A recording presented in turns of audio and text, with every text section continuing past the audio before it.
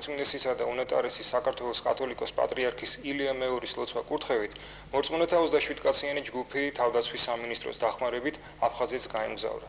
აღსანიშნავია, რომ ამ ჯგუფის ძირითად ბირთვს წარმოადგენდნენ ის მორწმუნეები, რომლებმაც თავის დროზე იმ ფეხით იმოგზაურეს წმინდა ნინოს მიერ განვლილ გზაზე.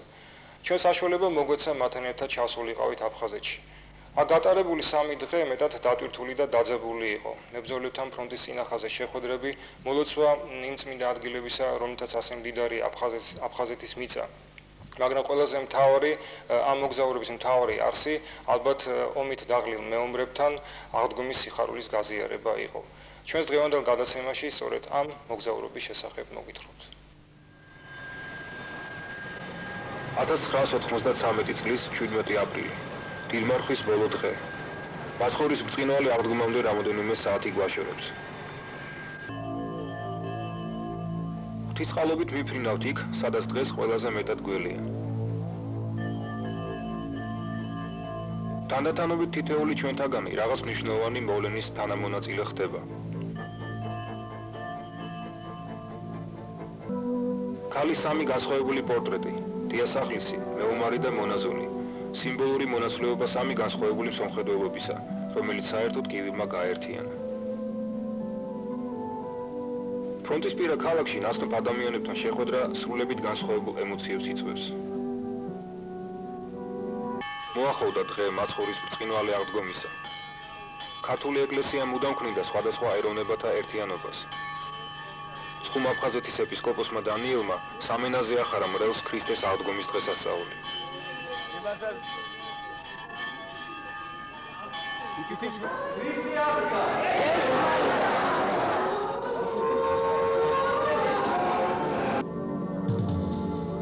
მოწინააღმდეგისათვის ნებისმიერი დიდი ტექნიკის გადაადგილება არ რჩება შეუმჩნეველი. ავტობუსი ჩვენი შემდგომი მგზავრობა შეუძლებელი ხდება. მეორე ბატალიონის მებრძოლთა უმრავლესობა პოზიციაზეა გასული. ჩვენი უსაფრთხოების მიზნით ვირჩევენ დავტოვოთ საჩუქრების შტაბში და უკან დავბრუნდეთ. მაინც არ გვარგავთ იმედს. ჯერ აღდგომის მადლისა. მე მგონია რომ ეხლა აღდგომაა და ესე იგი რაღაცნაირად არიციან, მაგრამ ვერში დაგვიფარავს რა, რახან გადაწყდათ დავიდეთ. თქვენ ახლა მოიქმე დანიანი სადაც.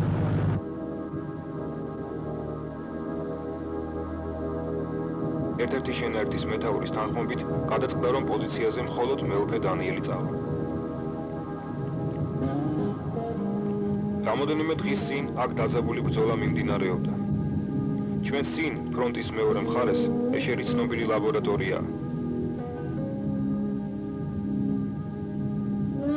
აღდგომო საჩუქრები, განსაკუთრებით წითელი კვერცხი, სიმბოლო მაცხოვრის სისხლით განწმენდილი პლანეტისა, მეუფეს გადაგებასთან ერთად დიდხანს დაამახსოვრდებათ მებრძოლებს. ქრისტე აღდგა. ქრისტე აღდგა. ქრისტე აღდგა. ბევრი ადგილზე ვიყავით, ბევრი მეომარი ნახე და ყველა ერთად ამბობს, ჩვენ აფხაზები ავძულთ, ჩვენ ავძულს თქვა ადამიანები, ჩვენ გვინდა ერთად ყოფნა, ჩვენ ერთად ცხოვრობდით და არაფერი სამტრო არ ქონდა, ჩვენ ძულს ომი, ჩვენ ძულს აი ეს გაუგებრობა და ჩვენ ძულს ის მოდურობა, რომელიც ადამიანებს გააჩნია. ჩვენ არავის არაფერს არ ვიმართვით, მაგრამ აქ ჩვენსაც არავის არ დავუნება. ჩვენ ღმერთმა მოგცა ეს მიწა, ღმერთმა ჩაგვაბარა და ღმერთმა დაგვევალა რომ დავიცვათ. ნოქტურისაგან და აი ჩვენ ამ საქმეს ვემსახურებით და ჩვენ ამას წირავთ, ესე იგი არა მარტო ჩვენ ზავლებს და არამედ ესე იგი ჩვენ სიცოცხლეს. მეომრებს თითქმის ყველგან ჩვენთან შეხვედრისას ერთი და იგივე კითხვა აწუხებდათ. ჩაედგება თუ არა მათ ცოდვად ომის დროს კაცის კვლავ. მეომარი ქრისტიანი, რომელიც სამშობლოს და მის სალოცავებს იცავს, ცხადად აღასრულებს ქრისტეს მცნებებს. უფრო ის ამისა, სიყვარული არავის აქვს, რათა სული თვისი დადვის მეგობართა თვისთათვის. წმინდა ღვთისმშობლის ხატის დღესასწაულს ხვდებით იოანე ოქროპირის აფლავის ადგილას. მრევლმა თაყვანისცა სარკოფაგს, სადაც 31 წელი უხსნელად განისვენებდა ეკლესიის მნათობი იოანე ოქროპირი. სიმბოლურია ისიც, რომ დღეს 6000 გარეჯელ ბერთა წამების დღეა. ენით გამოუთქმელი საოცრებანი გრძელდება. სწორედ აქ, შორეულ პონტიუსში, გადასახლებაში მყოფ დევნილ იოანე ოქროპირს გამოეცხადა წმინდა მოწამე ვასილისკო და ანუგეშა. სასოს ნუ წარიგვეთ ძმაო იოანე, ხვალიდან ჩვენ ერთად ვიქნებით. მსოფლიოს მდელთავარი უფლის წმინდა საიდუმლოს ეზიარა და სიტყვებით დიდება ღმერთს ყველაფრისათვის, უფალს მიაბარა სული. საღვთო გადმოცემით, კომანის ეს სასწაულმოქმედი წყალი თვითწმინდა ვასილისკოს სვედრებითაა გაჩენილი.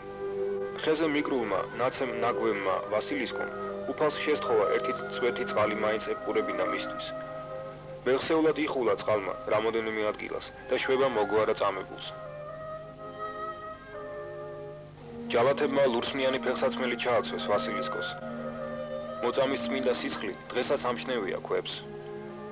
მათი პოვნა დიდ მადლად ითვლება. სოხუმში იმგზით ბრუნდებით, რომლითაც ღამე ვიმგზავრეთ.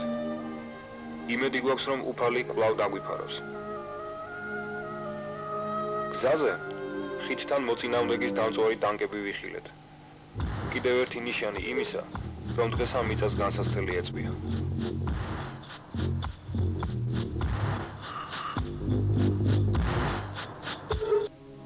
ვითარცა მკვდრეთით აღსდგა ქრისტე, აღსდგება დანგრეული სოფლები და ქალაქები, აღსდგება ომით გათანგული ხალხის ძალღუნა და ჯანმრთელობა.